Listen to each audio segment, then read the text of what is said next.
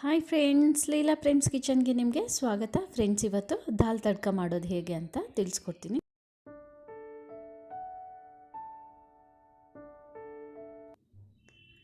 ನಾನಿಲ್ಲಿ 175 ಗ್ರಾಮಷ್ಟು ತೊಗರಿಬೇಳೆ ತೊಗೊಂಡಿದ್ದೀನಿ. ಒಂದು ಈರುಳ್ಳಿ ಮತ್ತು ಸ್ವಲ್ಪ ಅರಿಶಿನ ಹಾಕ್ಕೊಂಡು ಇದನ್ನು ಬೇಯಿಸ್ಕೊತಾ ಇದ್ದೀನಿ. ನೀವು ಈರುಳ್ಳಿ ಬೇಡ ಅಂದರೆ ಸ್ಕಿಪ್ ಮಾಡ್ಕೋಬೋದು.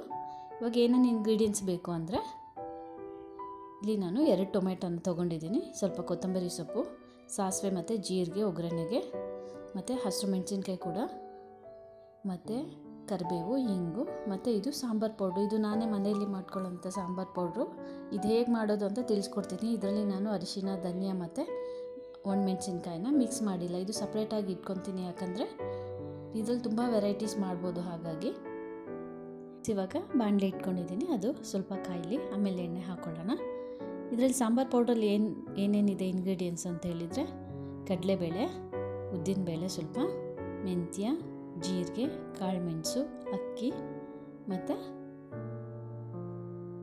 ಕರಿಬೇವು, ಇಷ್ಟನ್ನು ನಾನು ಹಾಕ್ಕೊಂಡು ಪುಡಿ ಮಾಡಿ ಇಟ್ಕೊತೀನಿ. ಇದರಲ್ಲಿ ಸಾಂಬಾರಿಗೆ, ಬಿಸಿಬೇಳೆಭಾತು, ಪುಳಿಯೋಗರೆ ಎಲ್ಲ ಕೂಡ ಮಾಡ್ಕೋಬೋದು. ಮತ್ತು ತರಕಾರಿ ಪಲ್ಯಗಳಿಗೆ ಎಲ್ಲದಕ್ಕೂ ಹಾಕ್ಕೋಬೋದು. ಎಷ್ಟು ಟೇಸ್ಟಿಯಾಗಿರುತ್ತೆ ಗೊತ್ತಾ. ಕುಂಬಳಕಾಯಿ ಪಲ್ಯ ಆಗಲಿ, ಹಾಗಲಕಾಯಿ ಪಲ್ಯಕ್ಕೆ ಚೆನ್ನಾಗಿರುತ್ತೆ. ಮತ್ತು ಟೊಮೆಟೊ ಗೊಜ್ಜು ಮಾಡ್ತೀನಿ ಡಿಫ್ರೆಂಟಾಗಿ, ಅದಕ್ಕೂ ಚೆನ್ನಾಗಿರುತ್ತೆ.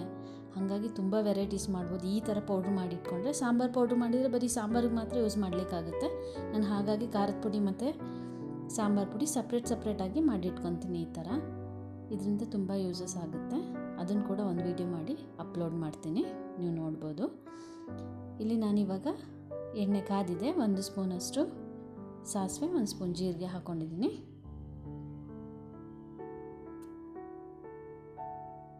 ಇವಾಗ ಇದು ಸ್ವಲ್ಪ ಫ್ರೈ ಆಗಲಿ.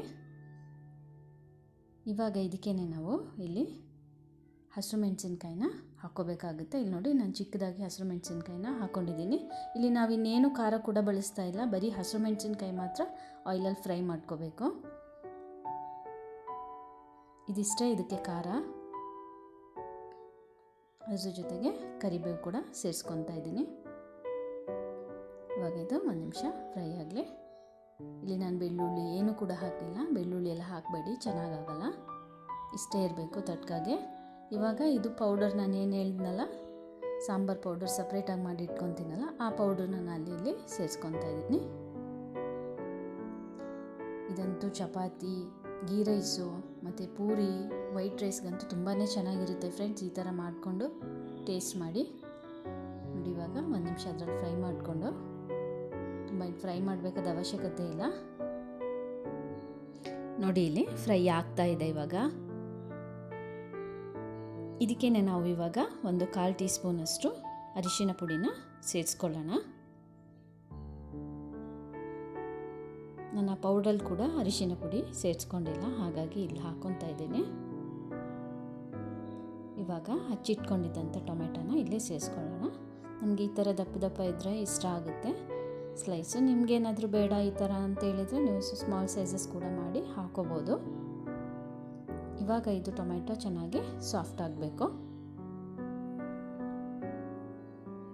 ಕುಕ್ಕರಲ್ಲೇ ಹಾಕೋದ್ರಿಂದ ಟೊಮೆಟೊ ಫುಲ್ ಸ್ಮ್ಯಾಶ್ ಆದಂಗೆ ಆಗಿಬಿಡುತ್ತೆ. ಆ ಥರ ಆದರೆ ಚೆನ್ನಾಗಿರಲ್ಲ, ಯಾಕಂದರೆ ಚಪಾತಿ ಎಲ್ಲ ತಿನ್ನುವಾಗ ಈ ಥರ ಇದ್ದರೆ ಚೆನ್ನಾಗಿರುತ್ತೆ. ಹಾಗಾಗಿ ಫ್ರೆಂಡ್ಸ್, ನಾನು ಹಿಂಗೆ ಹಾಕೋದನ್ನು ಮರ್ತುಬಿಟ್ಟಿದ್ದೆ, ಹಾಗಾಗಿ ಇವಾಗ ಹಾಕ್ಕೊತಾ ಇದ್ದೀನಿ. ಇವಾಗ ಇದು ಸಾಫ್ಟ್ ಆಗಬೇಕು. ಇವಾಗ ನಾವು ಇದಕ್ಕೆ ಎಷ್ಟು ಬೇಕಷ್ಟು ಸಾಲ್ಟನ್ನ ಹಾಕ್ಕೊಂಡು ಟೊಮೆಟೊ ಎಲ್ಲ ಚೆನ್ನಾಗಿ ಬೇಯೋ ಥರ ಮಾಡ್ಕೊಳ್ಳೋಣ. ಇವಾಗ ಟೊಮೆಟೊ ಚೆನ್ನಾಗಿ ಸಾಫ್ಟ್ ಆಗಲಿ.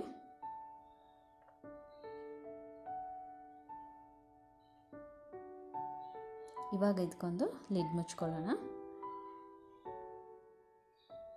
ನೋಡಿ, ಇಲ್ಲಿ ನಾನು ಬೇಳೆ ಕೂಡ ಇಲ್ಲಿ ಚೆನ್ನಾಗಿ ಸ್ಮ್ಯಾಶ್ ಆಗಿದೆ, ಬೆಂದು. ನೋಡಿ, ಇವಾಗ ಇಲ್ಲಿ ಟೊಮೆಟೊ ಕೂಡ ಸಾಫ್ಟ್ ಆಗ್ತಾ ಇದೆ. ನೋಡಿ, ಆಗಿದೆ. ಸ್ವಲ್ಪ ಇಷ್ಟಾದರೆ ಸಾಕಾಗುತ್ತೆ. ಇವಾಗ ನಾವಿಲ್ಲಿ ಇದಕ್ಕೆ ಬೇಯಿಸ್ಕೊಂಡಿದ್ದಂಥ ಬೇಳೆ, ಈರುಳ್ಳಿ ಮತ್ತು ಅರಿಶಿನ ಹಾಕಿದ್ದಂಥ ಬೇಳೆನ ಸೇರಿಸ್ಕೊಳ್ಳೋಣ. ಇಲ್ಲಿ ನಾನು ಬರೀ ತೊಗರಿಬೇಳೆ ಅಷ್ಟೇ ಯೂಸ್ ಮಾಡಿರೋದು, ಬೇರೆ ಮೂಂಗ್ ದಾಲ್ ಯಾವುದು ಕೂಡ ಯೂಸ್ ಮಾಡಿಲ್ಲ. ಹೆಸರು ಬೇಳೆ ಆಗಲಿ ಬೇರೆ ಯಾವುದು ಕೂಡ ಯೂಸ್ ಮಾಡಿಲ್ಲ. ಇವಾಗ ನಿಮಗೆ ಕನ್ಸಿಸ್ಟೆನ್ಸಿ ಎಷ್ಟು ಬೇಕಂತ ನೋಡಿಕೊಂಡು ಇವಾಗಲೇ ಸ್ವಲ್ಪ ನೀರು ಹಾಕ್ಕೊಳ್ಳಿ. ಪೂರಿಗೆ ಚಪಾತಿಗೆಲ್ಲಾದರೆ ಈ ಕನ್ಸಿಸ್ಟೆನ್ಸಿ ಸಾಕಾಗುತ್ತೆ, ರೈಸ್ಗೂ ಕೂಡ ಇದೇ ಸಾಕಾಗುತ್ತೆ. ಯಾಕಂದರೆ ಇದು ಸ್ವಲ್ಪ ತಣ್ಣಗಾದ ನಂತರ ಇದು ಕೂಡ ಸ್ವಲ್ಪ ತಿಕ್ಕಾಗುತ್ತೆ, ಆವಾಗ ಇನ್ನೂ ಚೆನ್ನಾಗಾಗುತ್ತೆ.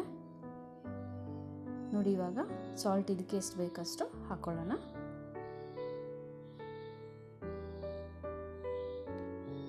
ಇವಾಗ ಕೊತ್ತಂಬರಿ ಸೊಪ್ಪು ಹಾಕ್ಕೊಂಡು ಒಂದೆರಡು ನಿಮಿಷ ತಿರುಗಿಸ್ಕೊಂಡು,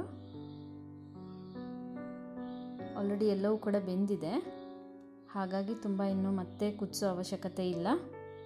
ಬೇಕಿದ್ರೆ ಒಂದೆರಡು ನಿಮಿಷ ಒಲೆ ಮೇಲೆ ಇಟ್ಕೊಂಡು ನೋಡಿ ಇವಾಗ ಆಗಿದೆ. ನಾನಿವಾಗ ಸರ್ವಿಂಗ್ ಬೌಲ್ಗೆ ಸರ್ವ್ ಮಾಡ್ತಾಯಿದ್ದೀನಿ. ಫ್ರೆಂಡ್ಸ್, ಇದಂತೂ ನಿಮಗೆ ನಿಜವಾಗ್ಲೂ ತುಂಬಾ ಇಷ್ಟ ಆಗುತ್ತೆ. ನೀವು ಕೂಡ ಟ್ರೈ ಮಾಡಿ, ತುಂಬ ಟೇಸ್ಟಿಯಾಗಿರುತ್ತೆ. ಬಾಯೆಲ್ಲ ಕೆಟ್ಟಾಗಿ ಈ ಥರ ಮಾಡ್ಕೊಂಡು ತಿಂದರೆ ಹೊಟ್ಟೆ ತುಂಬ ಅನ್ನ ತಿನ್ಬೋದು. ಈ ರೆಸಿಪಿ ನಿಮಗೆ ಇಷ್ಟ ಆಗಿದ್ದರೆ please do like, share and comment and subscribe my channel. Thanks for watching.